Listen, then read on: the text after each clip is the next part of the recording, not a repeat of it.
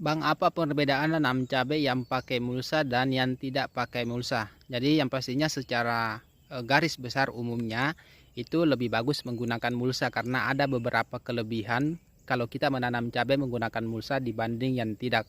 Yang pertama, keuntungan kalau kita menggunakan mulsa itu pengendalian rumputnya bisa terkendalikan karena kan dengan itu kan kita tutup, jadi kita tidak perlu lagi mencabut ataupun menanggulangi gulma-gulma ataupun rumput-rumput yang ada di sekitar batang karena kan sudah tertutup.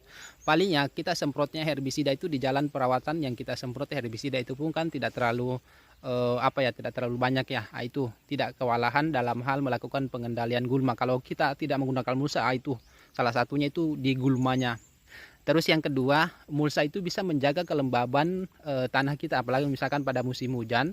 Tanaman cabai kan tidak suka kondisi medianya itu becek ataupun berair ya. Nah, kalau musim hujan kita menggunakan mulsa itu kan walaupun sering hujan tetapi air hujan yang masuk itu tidak terlalu begitu banyak karena kan tertutup tanahnya. Nah, itu juga. Terus selanjutnya kalau misalkan kita melakukan pemupukan pada musim hujan, misalkan kita lakukan pemupukan, pupuk yang kita berikan itu tidak banyak yang hilang akibat sering terguyur air hujan karena kan kita tutupnya menggunakan mulsa, jadi dia bisa berada di bawah mulsa. Tetapi salah satu kekurangan menggunakan mulsa ya itu paling biayanya aja, tetapi biayanya aja itu paling ya itu tidak begitu mahal juga sih kalau dibanding dari segi manfaatnya.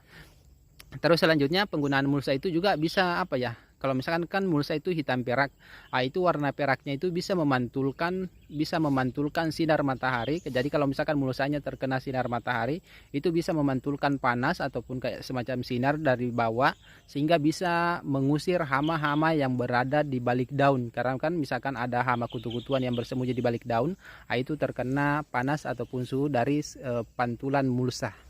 Kurang lebihlah seperti itu.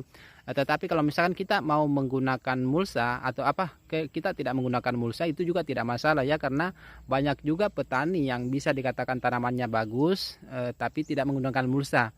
Tetapi kalau misalkan dari segi perawatan, kalau untuk enteng-entengnya ataupun mudah dalam hal melakukan perawatan itu sih lebih bagus menggunakan mulsa. Apalagi kalau misalkan dataran-dataran rendah itu yang rentang banyak banget gulmanya, itu lebih bagus pakai mulsa.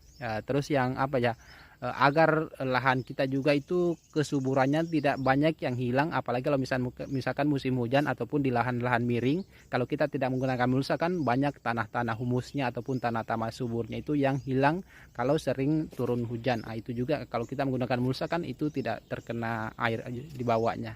Kurang lebih seperti itu ya. Oke.